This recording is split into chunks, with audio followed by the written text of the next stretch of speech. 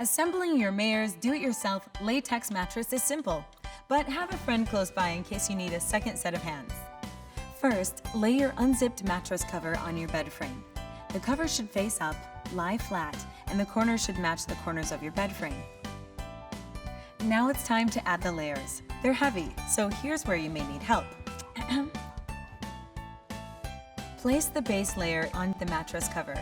Gently shake the latex up and down in a wave-like motion until it falls into place and lays flat. The base layer is the most important. Take your time to make sure it's lined up correctly.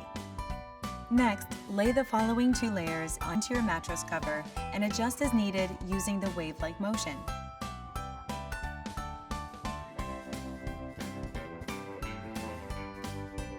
Then place the top layer of the cover over the latex. Match up each corner and start to zip slowly. You may have to adjust your cover or the latex while zipping. Just shake the latex up and down and pull the cover as needed. Take your time and continue to zip.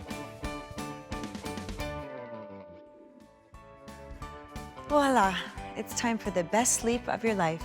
Enjoy the luxury of choice with Mayer's Bedding.